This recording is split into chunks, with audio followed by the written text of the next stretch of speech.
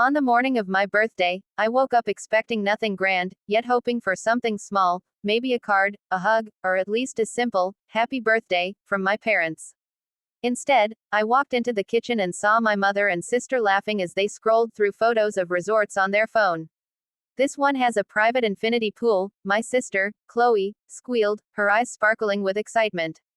My mother nodded, sipping her coffee, looking delighted. "Well, it's your birthday gift, sweetheart. You deserve the best. 7 days in the Maldives will refresh you." I froze for a moment. My sister and I shared the same birthday week, just 2 days apart, but the difference in how we were treated felt like a wound that never healed. My mother turned to me casually. "When you finish washing the dishes and vacuuming the living room, remind me to give you your list for today. No slacking. Your sister needs to start packing and doesn't have time for chores." I stared at her, the weight of her words sinking into my chest like a stone. "It's my birthday today," I whispered before I could stop myself. She didn't even look surprised. My father, who had just entered the kitchen, barely glanced at me as he reached for his mug. "Yes, we know," he said, sounding bored. "You're turning 22. That means you're old enough to handle responsibilities. Instead of expecting gifts, you should contribute more." So that was my birthday message: work harder. No celebration. No kindness. No acknowledgement. Meanwhile, Chloe jumped from excitement to excitement: tickets, hotels, spa appointments, every detail of her luxury trip laid out like she was royalty. I stood there feeling invisible, like someone walking through their own life as a ghost. My father handed Chloe a sleek silver envelope. "Here's the confirmation for your flight," he said warmly. Then he turned to me. "And here's your list." He handed me a handwritten paper filled with chores: scrub the bathrooms, clean the garage, mow the lawn, prepare dinner, wash Chloe's laundry, and organize the basement. It felt like a punishment, not a list. My sister smirked. "Don't forget to iron my dresses. I need them perfect." My mother didn't even bother defending me. "She's right," she said briskly. "Your sister can't waste time preparing for the trip. She deserves a break. Well, you're good at keeping the house running." They didn't even notice the silence that fell around me. No one cared. No one even realized what they had done. But I did. Every ignored birthday, every unfair rule, every chore handed to me like I was a maid instead of a daughter, everything came crashing together at once. And that was the moment something inside me snapped, not in anger, but in clarity. I finished the dishes quietly and went to my room, closing the door behind me. I looked around at the small space I had decorated myself: cheap fairy lights, a secondhand desk, shelves full of books I loved. My life was small because they kept it small. They controlled everything: my time, my money, my future. I wasn't allowed to have a job because the house needs you. I wasn't allowed to go on trips because Chloe deserves it more.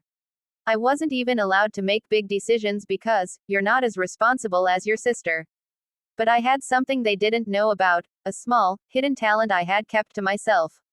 For the past year, I had been secretly learning digital illustration and animation online whenever I could steal time at night. I had saved a little bit of money doing small commissions for strangers who found my art on a public forum. I wasn't supposed to use the computer at night, but I did anyway. I wasn't supposed to accept payments, but I did anyway. And over time, I got good, really good. I opened my laptop and checked my messages.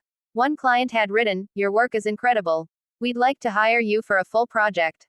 Budget: $7,000. My heart nearly stopped. I reread it 3 times.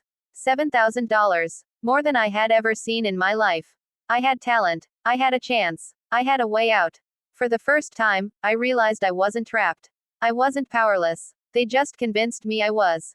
That night, after cleaning the house until my arms ached, I made a decision that filled me with fire. I was done being the background character of my sister's perfect life. I was done being my parents' unpaid servant. I was done being the forgotten child.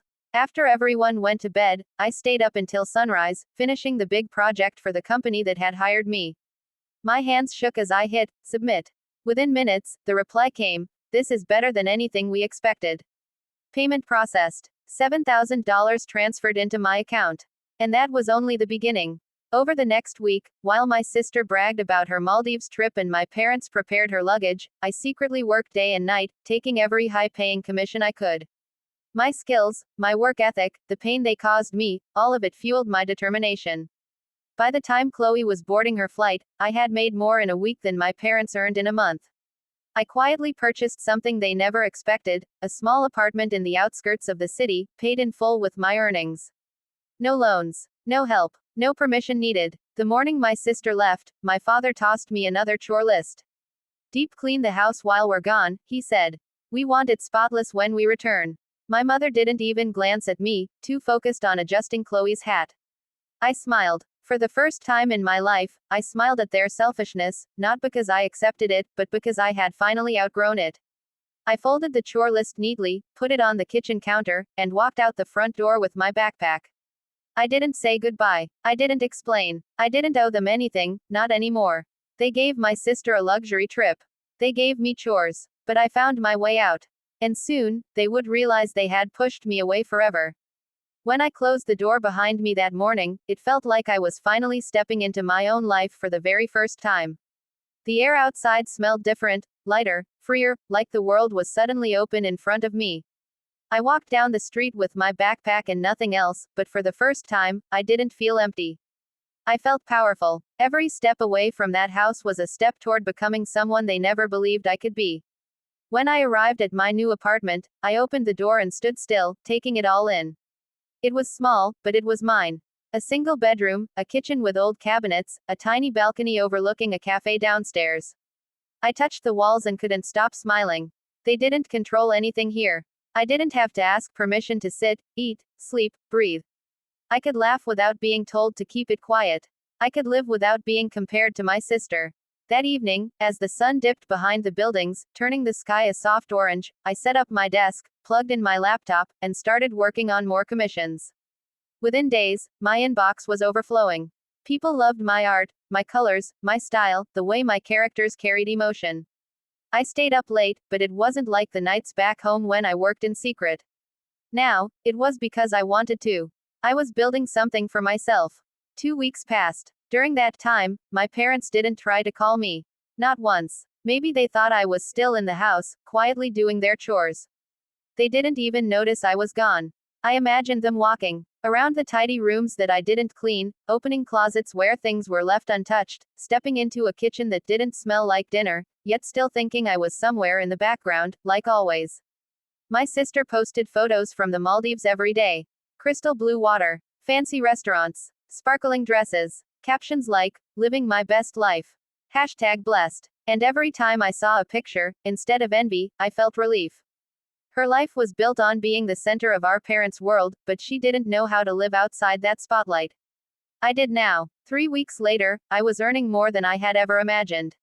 A gaming startup reached out to me asking if I would join as their lead illustrator. The salary offer made me stare at my laptop in disbelief.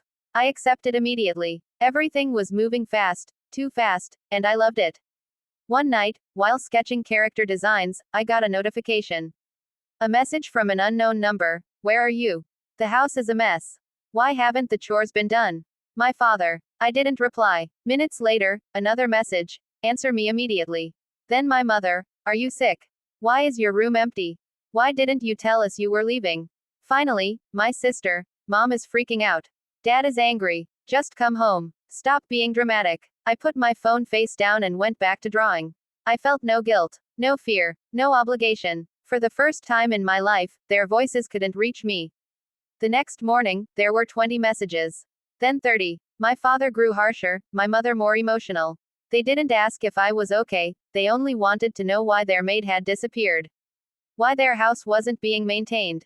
Why their comfortable routine had been disrupted. I kept working. After 2 days of silence, my mother finally sent a long message. Please come home. Your father says he'll buy you something. Your sister brought gifts for all of us, including you. We need you here. I almost laughed. They didn't miss me, they missed what I did for them.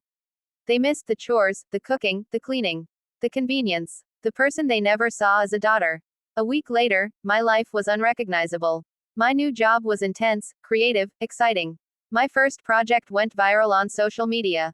My bosses were thrilled. People started following my work online. I gained thousands of followers overnight. Meanwhile, my parents' messages turned desperate. They sent voice notes. Then they called from different numbers. My sister even showed up at my apartment building one day, banging on the door downstairs when someone let her in. Come home, she yelled up the stairwell. Mom keeps crying. Dad is angry. This isn't funny anymore. I didn't answer. I didn't need to. She eventually left after pacing around for half an hour. And then something happened that I didn't expect. A month later, my parents showed up at the lobby of the company where I worked. The receptionist buzzed my office. "There are two people here claiming to be your parents," she said, sounding confused. My heart thumped, but not with fear, just with disbelief. They had come all the way here. Why? What did they want? I walked to the reception area slowly. My parents stood there looking strangely small. My mother looked tired, eyes puffy as if she hadn't slept. My father looked angry, but under that anger, I saw something like worry, or maybe fear. "There you are," he said sharply. "We need to talk." I stood tall, taller than I ever had in front of them. "No," I said calmly. "We don't." My mother stepped forward with trembling hands. "Please," she whispered. "Just come home. Just talk to us. We don't understand what we did wrong." "You don't understand." I breathed in deeply. The lobby was busy, people were walking by. And for a moment, my parents seemed out of place, standing there like figures from a past life. "You didn't forget my birthday," I said quietly. "You just didn't care. You didn't forget me. You just never saw me. You gave Chloe a luxury trip, and you gave me chores. Not because you were stressed. Not because you were busy. But because you believed she deserved more, and I deserved nothing." My parents stared at me as if hearing this for the first time.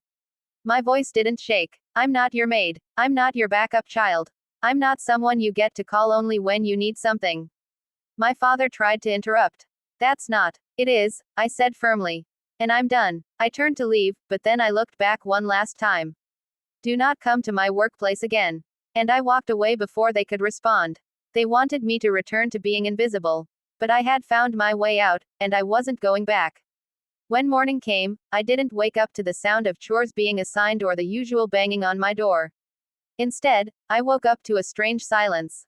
For a moment, I thought maybe I had overslept, but then I remembered everything that had happened the night before: the contract I had submitted, the partnership I had secured, the message I sent to my parents telling them I wouldn't be their servant anymore. For the first time in years, I felt light. No heavy breath, no bitterness pressing on my chest. Just peace. But peace rarely lasts in a house like mine, and the first knock on my door reminded me of that. It was my father's voice, but this time it didn't have the usual command in it. It sounded confused, even worried. I opened the door slowly, and my father stepped back as if he didn't expect me to actually answer. "Where are your sister's documents? The agency said she doesn't qualify for the trip. They need more files." His voice trembled in a way I had never heard before. The luxury trip wasn't just a gift, they were using it to impress extended family, business partners, the entire neighborhood.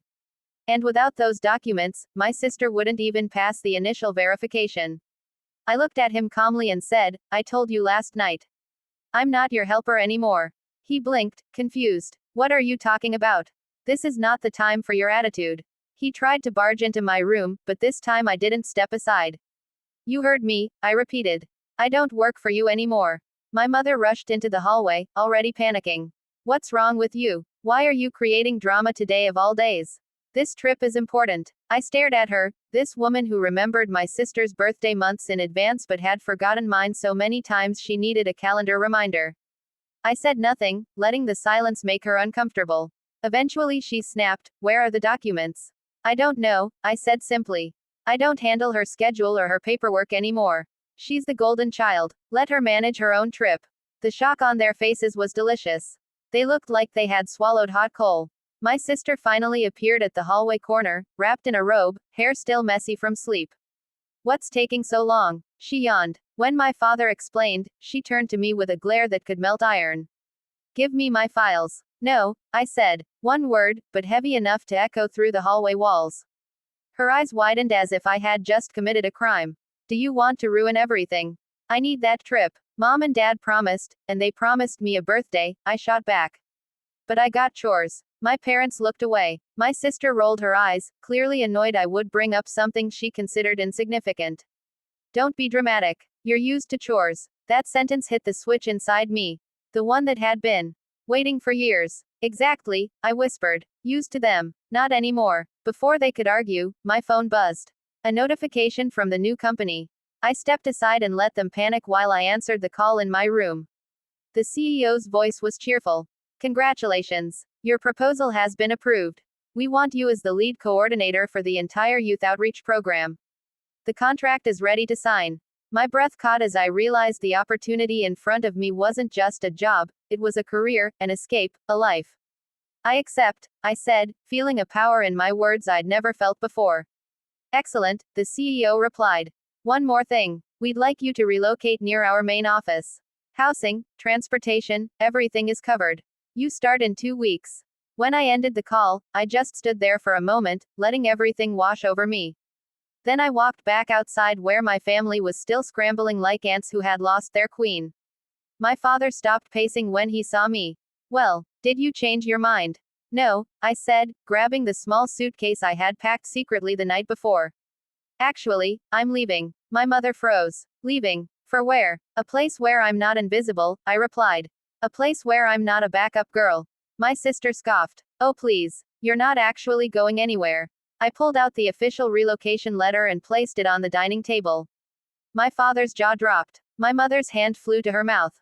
My sister's face twisted with jealousy, the same jealousy she never admitted but always carried like perfume. You got a job. My mother whispered. A real one. Yes, I said. And they want me. Not because I clean, not because I obey, not because I'm the easiest to ignore. They want me because I'm good. My father tried to recover his composure. You're still our daughter. You can't just leave without considering the family. Family. I laughed softly. You only use that word when you need something from me. For the first time, they had no response. I lifted my suitcase and walked toward the door.